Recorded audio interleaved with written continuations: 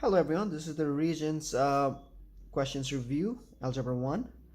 So in this video we'll be talking about linear equations with fractions and decimals. If you have watched our first video, we did question number 1. If you haven't watched it, you can watch that video first. So today we're gonna do question number 2 and question number 3. So I've already written question number 2 on this board, so let's look at this question. So again, you can see there is fraction. So how do you solve problem with fractions? First of all, we don't want to see fractions in the question because fractions make things complicated. So how do you get rid of the fraction? So getting rid of the fraction means we actually have to get rid of this denominator, which is 5. So how can I get rid of this 5? Okay, so to get rid of this 5, I can actually multiply the whole thing by 5. Okay, so remember, if you're multiplying this side by 5, you also need to multiply the other side by 5 because both sides are equal. So if you make a change on this side, you must make the same change on the other side. So the reason we are multiplying it by 5 is actually a concept here is multiplying a number by a fraction. So why we are multiplying this? The reason we are multiplying by this is this. So 5 times 3 over 5.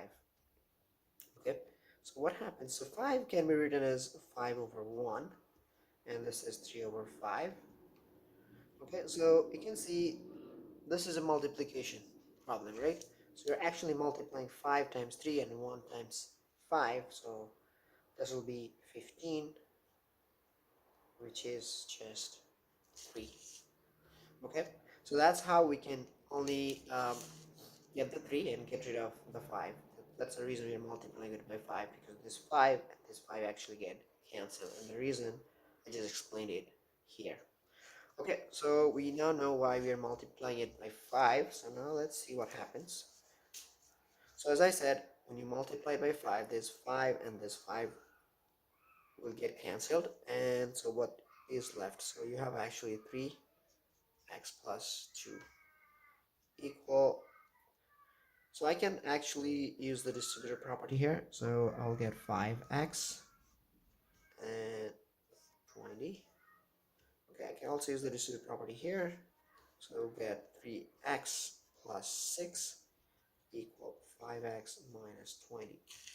Okay, so now remember, we want to keep x on the left hand side because that's easy for us, but now we can see that we have x on the both sides. So how can you get rid of this? So I can subtract 5x from both sides, so this will get cancelled, and you're going to have negative 2x plus 6 equal, you can see there is a negative 20. Now remember, we only want to keep the x by itself. So to keep the x by itself, we have to get rid of the 6. So we can subtract a 6 from both sides. If we do that, negative 20 and negative 6, remember we are adding them, we'll get negative 26. This got cancel, and then we have negative 2x. So now what we need to get rid of? Here we need to get rid of the negative 2. Not only 2, but we need to get rid of negative 2 so that we have only x, not negative x. So let's divide it by negative 2. So negative 26 divided by negative 2, that'll be positive 13. So that means, and this negative 2 cancel, so that means I can say my x is equal 13. Okay, so we are done here. Okay, so that's question number 2. So now we will look at question number 3. So question number 3 is a multiple choice question. So you can see there are 4 options given. So there are 2 ways we can do this problem. So I'm going to show you the easy way first. So how can I do this? So let's write this problem quickly. So the problem we have here is 5 over 6, 3 over 8, x equal 16. And here the interesting thing is you can see there are decimals. So you can actually use calculators for this problem because it'll be easy for you to check what's going on. All right, so let's do this. So remember, since we have all these answer, we can actually plug in, because remember these are the values of x. So 1, 2, 3, 4, these are all these values. So we can actually plug in the values here and see if this is working or not. Okay, so our first option is negative 19.575. So let's write this option here. 19.575. That's our first option. So all you need to do is replace this value here. But remember, this is a decimal value, but we have fractions. So we can use a calculator to see what we will get in decimal. Okay, so let's do that. So 5 divided by 6, you can use a calculator. So you're going to use a calculator quickly.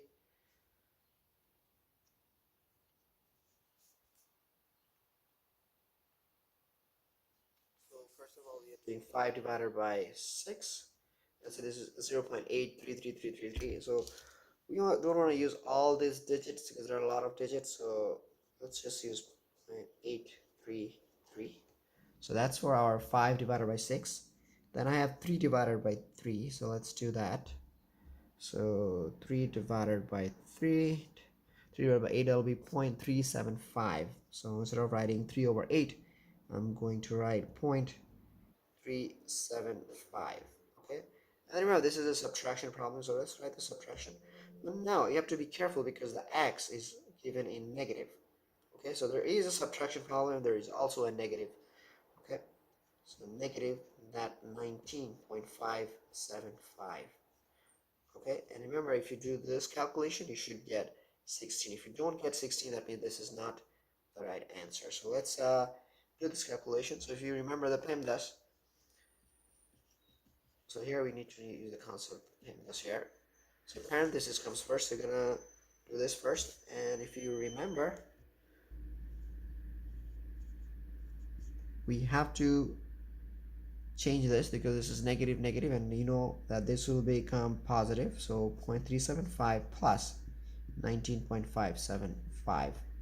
All right, so let's add this to 0.375. I already have it on my calculator, and plus 19.575. So 19.575. You can see that is 19.95. So 19.95, and this will be multiplied with 0.8333. So let's do that. Times 0.833. 0.833, and you can see the answer is 16.61. Okay, but as you remember, the answer should be 16, so we are getting 16.61, so that doesn't work, so we have to change this. So now we have another option, which is negative 18.825. So let's try that and see if that works. So instead of writing that, so let's erase this.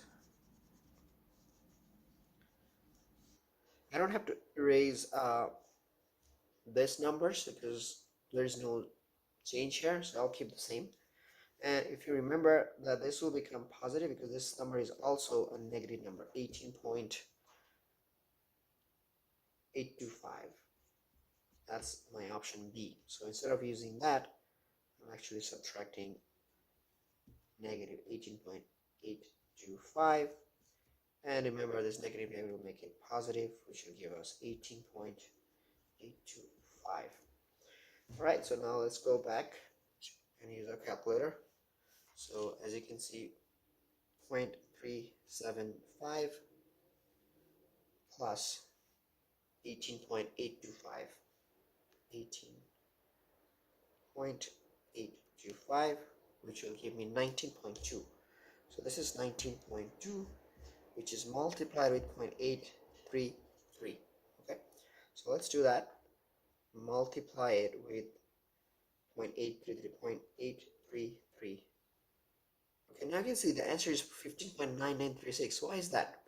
I don't know if you remember this, but remember we actually didn't get 0.833. We had actually a lot of digits after 3, so we had like 33333. So if you want to see the 16, the answer 16, so you can add more 3s. See, it's getting closer to 16. Keep adding 3s, keep adding 3s, more, and then finally, if you use the exact number of digits, you'll get 16.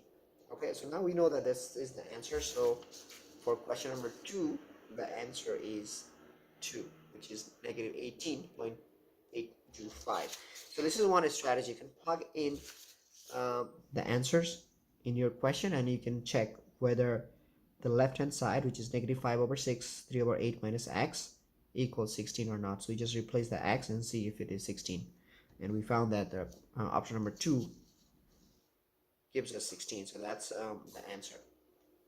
Now I'm going to show you. So I show you the easy steps. So this one you don't have to do any calculations with the question. You just have to plug in and do the calculations.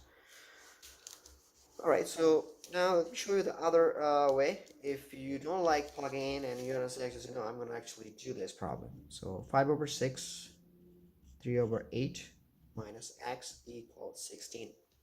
So this plug-in approach works if you have multiple choice. But let's say if you get this question and the question is asking, what is your x? There is no options. You have to actually solve for x. And how do you do this? Remember our strategy, we don't want to see fractions, so you have this 6, so I want to get rid of this 6. Remember I told you what you need to do to get rid of the 6, so I'm going to multiply the whole thing by 6.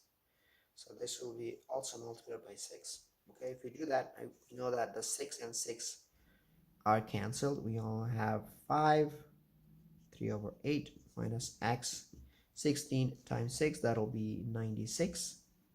Okay, so now what should I do? Okay, so here's the important thing. You're multiplying 5 times 3 over 8. So we're using the distributive property.